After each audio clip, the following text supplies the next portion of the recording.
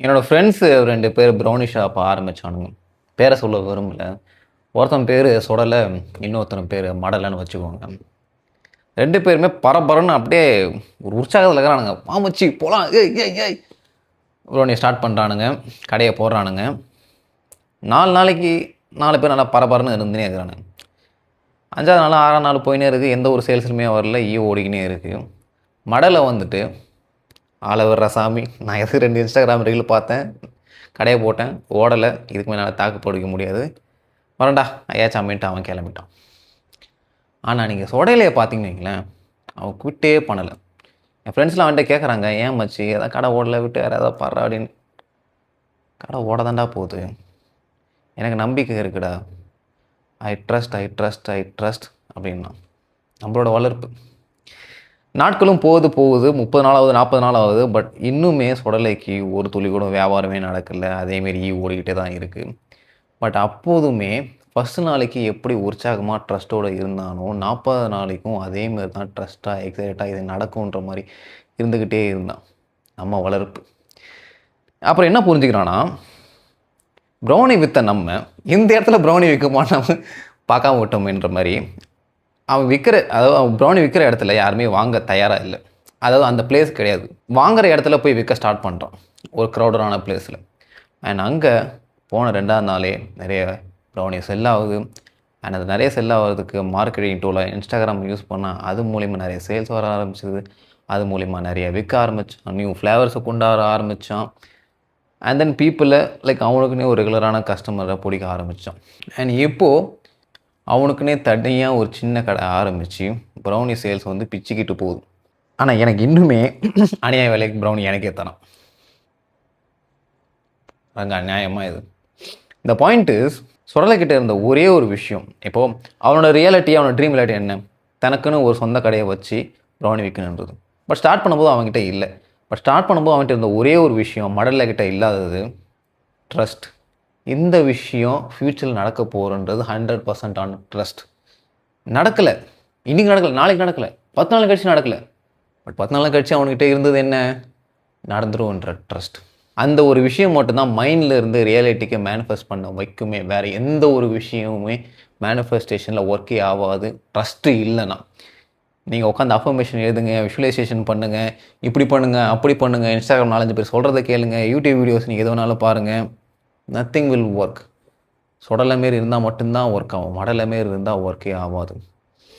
நானும் இப்போ ரீசெண்டாக நிறைய இன்ஸ்டாகிராமில் பார்க்குறேன், யூடியூப்பில் பார்க்குறேன். Like people are talking about the manifestation, which is a very good thing. ஏன்னா நிறைய பீப்புள் மேனிஃபெஸ்டேஷன் பற்றி பேச பேச தான் என்கிட்ட வருவாங்க, என்னை பற்றி தெரிய ஆரம்பிக்கும்.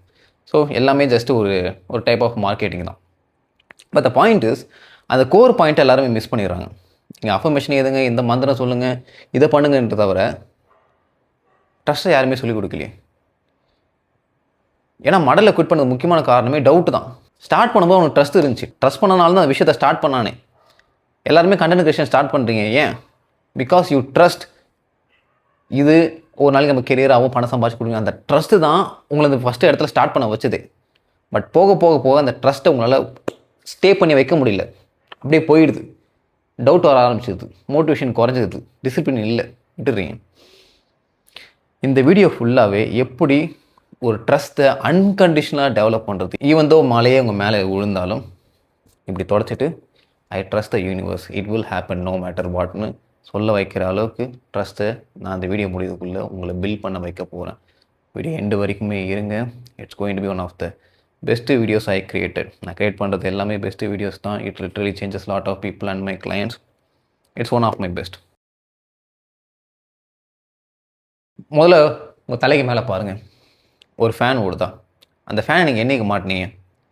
10 வருஷத்துக்கு முன்னாடி, 5 வருஷத்துக்கு முன்னாடி. இப்போ அந்த ஃபேன் உங்கள் தலை மேலே விழாதுன்னு எவ்வளோ கான்ஃபிடண்ட்டாக உங்களால் சொல்ல முடியும்?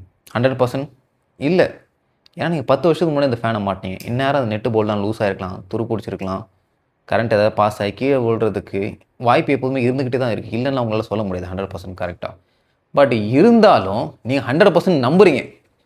ஆட அது விழாதுப்பா, ஃபேன் இப்படிப்பா விழும் அப்படின்ட்டு நீங்கள் நிம்மதியாக உட்காந்து இந்த வீடியோ பார்த்துன்னு இருக்கீங்க. பட் ஒரு செகண்ட் இந்த ஃபேனு கீழே விழுன்னு நீங்கள் நம்ப ஆரம்பிச்சிட்டீங்களேன், உங்களால் நிம்மதியாக உட்காந்து வீடியோ பார்க்கவே முடியாது. Because you will always be anxious. விழுந்துருமா விழுந்துருமா விழுந்துருமா. ஸோ ஒரு ஃபேனு விழுந்து உங்கள் உயிரே போகும். பட் இருந்தாலும் விழாதுன்னு ஒரு மூட நம்பிக்கையில் 100% நம்புறீங்க பார்த்தீங்களா? அதே மாதிரி தான் உங்கள் கோலும் நடக்க போகுதுன்னு 100% ட்ரூவாக, கான்ஃபிடண்ட்டாக, இர்ரேஷ்னலாக, டெலூஷ்னலாக, பைத்தியகாரத்தனமாக நம்பணும். இல்லை ப்ரோ, என் மைண்டில் வந்து செல்ஃப் டவுட் வருது, நான் என்ன பண்ணுறது?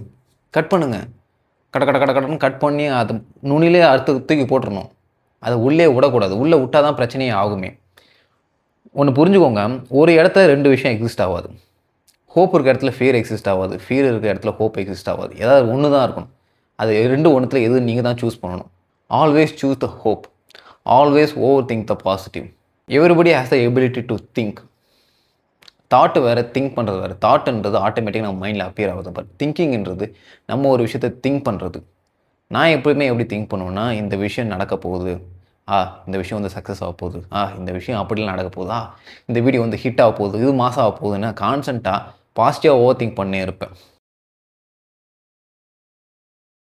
நம்ம எல்லாருக்குமே ஆக்ஷன் எடுத்தால் ஒரு விஷயத்தை க்யூர் பண்ண முடியும்னு நமக்கு நல்லாவே தெரியும். உலகத்துக்கே தெரிஞ்ச ஒரு விஷயம். ஆனால் ஏன் செய்யாமல் இருக்கிறோன்னா, அந்த விஷயத்தை செய்ய போகிறதுக்கு முன்னாடி நம்ம மைண்டில் இமேஜின் பண்ணுறோம், இது தப்பாக நடந்துடும், ஃபெயில் ஆகிடுவோம், தோற்றுருவோமோ. So what your mind do? It tries to protective.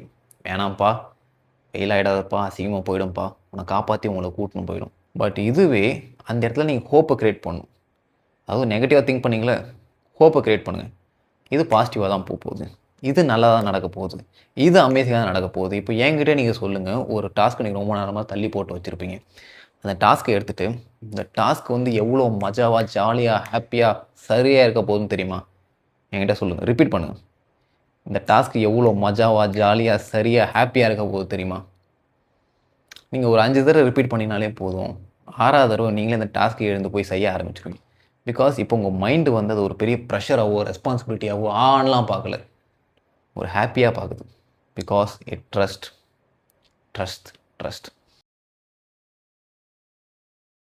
எல்லாம் ஓகே தான் ப்ரோ, நான் சொடலை மாரி நல்லா தான் மூவ் ஆன் ஆகி போய்கிட்டே இருக்கிறேன். பட் திடீர்னு எனக்கு மோட்டிவேஷன் லாஸ் ஆகிடுது ப்ரோ. லைக் ஏன் பண்ணணும், எதுக்கு பண்ணணும், போனவா ரிசல்ட்டே தெரியலாம், எப்படி ப்ரோ ஒரு மோட்டிவேஷன் இருக்கும்? அதுதான் அந்த ஒரு மிடில் கிளாஸ் மைண்ட் செட்டு. அந்த மைண்ட் செட்டு எல்லாருக்குமே இருக்கும். அஃப்கோர்ஸ் எனக்கு வந்து இருந்தது. அதை நான் தூக்கி போகிறதுக்கே ரொம்ப நாள் ஆச்சு. விச் இஸ் இம்பேஷண்ட்டாக இருக்கிறது. ஏன்னா ஸ்கூலில் இருந்தே நீங்கள் காலைல எக்ஸாம் எழுதுவீங்க, நைட்டு பேப்பர் தந்துடுவாங்க, ஆஃபில் எழுதுவீங்க, பேப்பர் தருவாங்க, காலேஜ் போவீங்க, டிகிரி தருவாங்க. இந்தமாரி எல்லா விஷயமும் ப்ரெடிக்டபுளாக சேஃபாக இருந்துக்கிட்டே இருக்கும். ஒரு அன்னோனே இருக்காது. பட் நீங்கள் ரியல் லைஃபு பிஸ்னஸ் வேர்ல்டில் வந்தீங்கன்னா எல்லாமே அன்பிரடிக்டபிலிட்டி தான். அடுத்து என்ன நடக்க போகுதுன்னு யாருக்குமே தெரியாது. நீங்கள் கூட நாளைக்கு ஒரு கண்டென்ட் க்ரியேட் பண்ணலாம். பட் அது சக்ஸஸ் ஆகுமா, ஃபெயில் ஆகுமான்னு அந்த ஆண்டவனாலே ப்ரெடிக்ட் பண்ண முடியாது. அந்த ப்ரெடிக்ஷன் பிரெயின் வந்து விரும்பவே விரும்பாது. லைக் என்ன நடக்க போகுது பிடிக்கவே பிடிக்காது பிரெயினுக்கு. It always wants to predict. அதுவும் நெகட்டிவாக தான் ப்ரெடிக்ட் பண்ணும். இந்த இடத்துல என்னன்னா, நான் முன்னாடி சொன்ன மாரி always predict the best. And result வந்து உங்கள் கண் எதில் எப்போதுமே இருந்துக்கிட்டு தான் இருக்குது. அது எப்போதுமே வரதான் போகுது.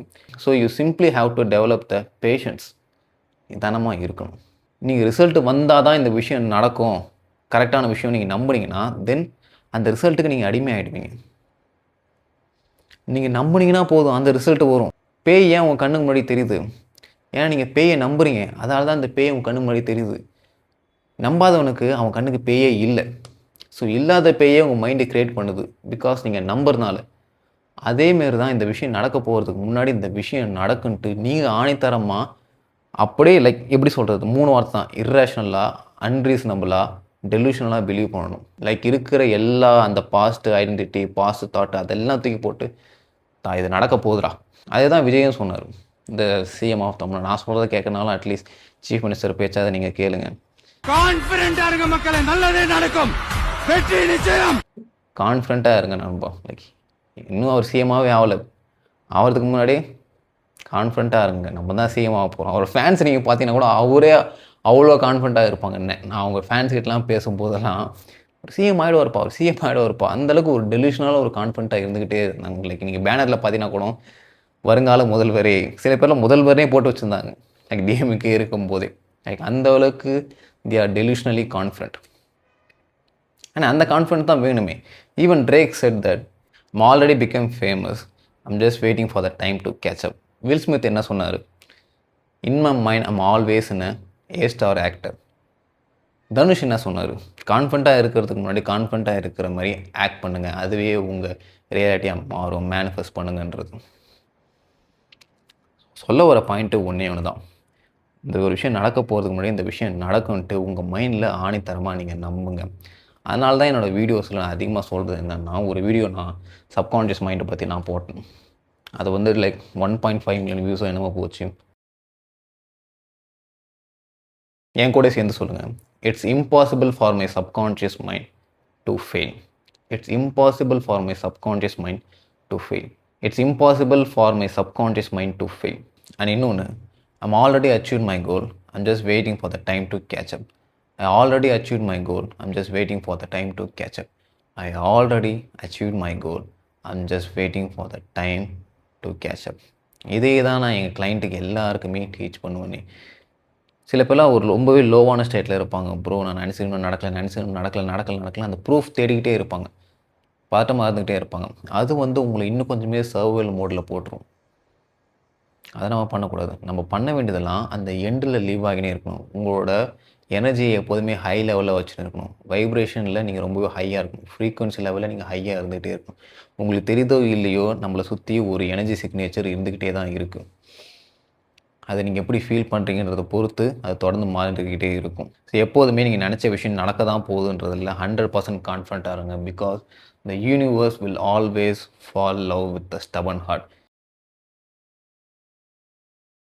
யூனிவர்ஸை விட்டுருங்க, உங்களுக்கே கான்ஃபிடண்ட்டாக இருக்கிற பீப்புள் மட்டும்தான் பிடிக்குமே. ஆமாவா இல்லையா? இப்போது 2 பேர் இருக்காங்க ரியல் எஸ்டேட்டு. ஒருத்தர் வந்துட்டு இந்த வீடு வந்து நல்லா இருக்குங்க, பிடிக்குமா தெரில எப்படி. இன்னொருத்தர் வந்துட்டு இதாங்க இந்த வீடு வாங்கினீங்கன்னா நாளைக்கு வந்து 10 லட்ச ரூபா உங்களுக்கு ரேட்டு ஏறும், இது வந்து இப்படி இருக்கும் அப்படி இருக்கும். இது ரெண்டுத்தில் நீங்கள் யாரை விரும்புவீங்க? சர்டனாக இருக்கிற பர்சன் தான் உங்களுக்கு ரொம்பவே பிடிக்கும்.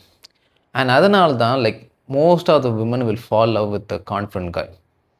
அண்ட் மோஸ்ட் ஆஃப் த பொண்ணுங்களுக்கு பிடிச்சது வந்து புள்ளிங்கோ தான். லைக் அந்த ஒரு பொறுக்கியாக பேடாக இருக்க பசங்க தான். அது பொறுக்கியாக பேடாக பசங்க அப்படிலாம் இல்லை. Because they are confident. Because they don't afraid of being themselves. அந்த கான்ஃபிடென்ட் எனர்ஜி வந்து இட்ஸ் லைக் ஒரு அட்ராக்டிவ் எனர்ஜி.